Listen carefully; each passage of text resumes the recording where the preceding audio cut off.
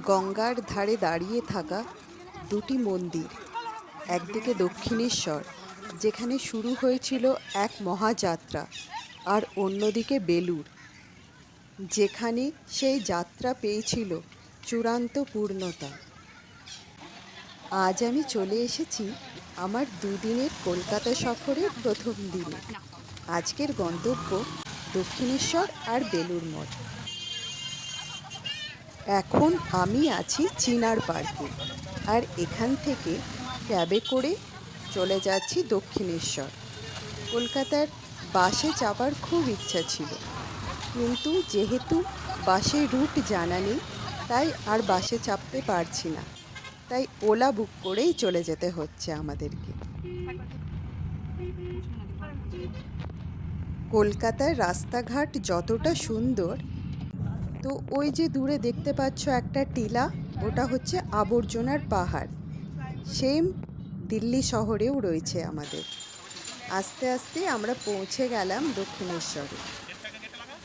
1847 সালে রানী রাসমণি যখন এই মন্দিরের ভিত্তি স্থাপন করেন, তখন হয়তো তিনি জানতেন না একদিন গোটা বিশ্বের আধ্যাত্মিক মানচিত্রে এই মন্দির একটি আলো হয়ে উঠবে। আমরা মেন গেটের মধ্য দিয়ে প্রবেশ করে গেছি মন্দির চত্বরে। মন্দির ক্যাম্পাসের বাঁ সাইডে জুতো রাখার খুব সুন্দর সুব্যবস্থা রয়েছে। এখানে জুতো, ব্যাগ, ফোন জমা দিয়ে তারপরে মেন মন্দিরে প্রবেশ করতে হবে। তাই দূর থেকেই মায়ের মন্দিরের ফটো তুলে নিলাম, কারণ মন্দিরের ভিতরে ফোন অ্যালাউ না। আর ওই বিল্ডিংটাতে পুজোর সামগ্রী বিক্রি হচ্ছে। যারা মায়ের মন্দিরে পুজো দিতে চায় তারা সেখান থেকে প্রসাদ কিনে তারপরে মূল মন্দিরে ঢুকতে হবে।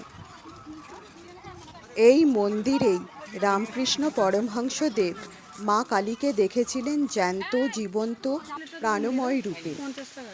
মন্দির ক্যাম্পাসের ভেতরেই ছোট ছোট কিছু দোকান আছে যেখান থেকে মায়ের ফটো বা মূর্তি কিনতে পারা যায়।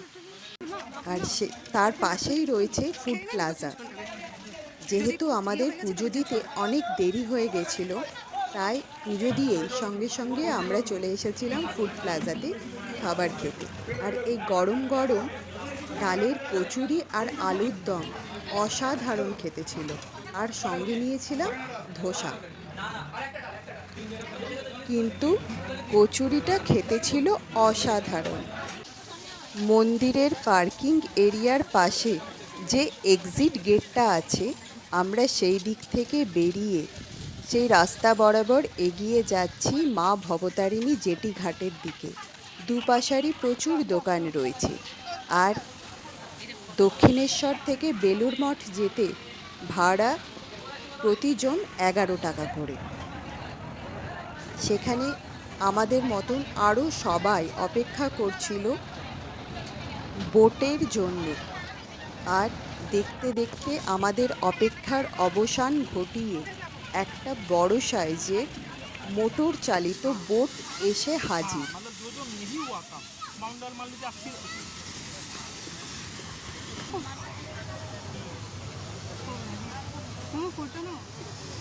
এই প্রথমবার আমি এইভাবে গঙ্গার বুকে পাড়ি দেব। আমরা একে একে সবাই চেপে পড়েছি এই বোটটাতে, আর বোট ছেড়ে দিয়েছে পরবর্তী গন্তব্য বেলুড় মঠের উদ্দেশ্যে।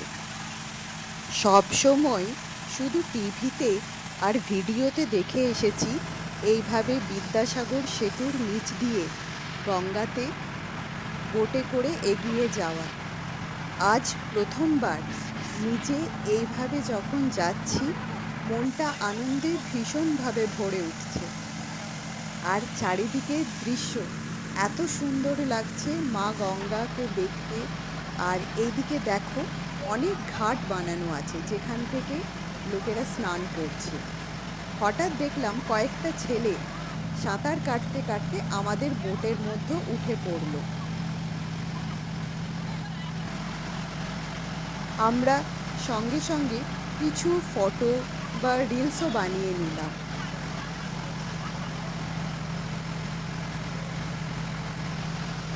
দক্ষিণেশ্বর থেকে বেলুড় মঠের রাস্তা প্রায় অনেকটা। তা করতে করতে দেখছি ছেলেগুলো আবার মাঝ গঙ্গাতে ঝাঁপ দিয়ে দিল আর সাঁতার কেটে কেটে চলে যেতে লাগলো।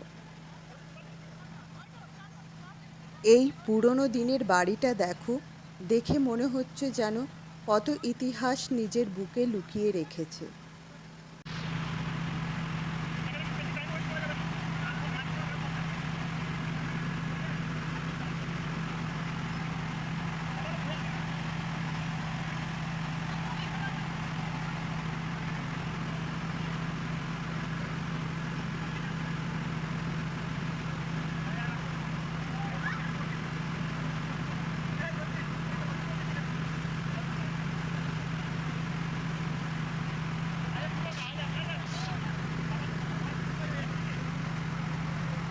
ওই যে দূরে দেখতে পাওয়া যাচ্ছে বেলুড় মঠ। অবশেষে আমরা বেলুড় মঠ ফেরিঘাটে নেমে পড়েছি। বাইরে আজ রোদের তাপ এতটাই বেশি ছিল যে এই ছেলেমেয়েগুলো পুরো ক্লান্ত হয়ে গেছে, তাই ফেরিঘাটেই বসে পড়েছে তারা জল বা কিছু খাবার জন্য। এবার আমরা যাচ্ছি বেলুড় মঠের উদ্দেশ্যে। রাস্তার দুদিকে অনেক দোকান আছে। তো বেলুড় মঠ ক্যাম্পাসটা এতটাই বড় যে ফেরিঘাট থেকে মেন মন্দির পর্যন্ত প্রায় অনেকটা হাঁটতে হবে। 1897 সালে স্বামী বিবেকানন্দ এই মঠ স্থাপন করেন ওনার গুরু শ্রী রামকৃষ্ণ পরমহংস দেবের স্মৃতিকে কেন্দ্র করে। স্বামী বিবেকানন্দ বলেছিলেন, জীবে প্রেম করাই শ্রেষ্ঠ ধর্ম। আর সেই প্রেমই এখানে প্রতিটি দেয়ালে, প্রতিটি প্রার্থনায় আর প্রত্যেকটি সেবামূলক কাজে প্রতিফলিত হয়। মন্দির দুপুর 12টা থেকে বিকেল 4টে পর্যন্ত বন্ধ থাকে, আর আমরা 3টের সময় এসে পৌঁছেছি, তাই আমাদেরকে এখানেই অপেক্ষা করতে হবে। আর মন্দিরের বাইরে এই রকম ম্যাপ লাগানো আছে, যেখানে পুরো মঠটার মানচিত্র করা আছে যে কোথায় কি আছে, যাতে সকলের সেখানে ঢুকে দেখতে কোনো অসুবিধা না হয়। আমরা 1 ঘন্টা ধরে এখানে বসে আছি মন্দির খোলার অপেক্ষাতে। আর এদিকে 4টে বেজে গেছে, মন্দির খুলে গেছে, আর আমরা মেন গেট দিয়ে আশ্রমের ভিতর ঢুকে পড়েছি।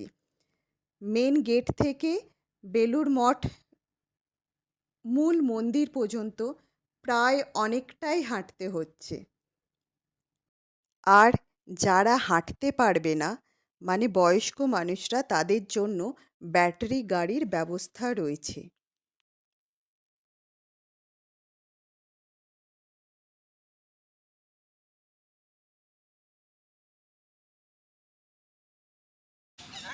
এই হচ্ছে বেলুড় মঠের সেই মন্দির, যেখানে একদিকে রয়েছে বেদান্তের গম্ভীরতা আর অন্যদিকে রয়েছে কর্মযোগের উদ্দীপনা।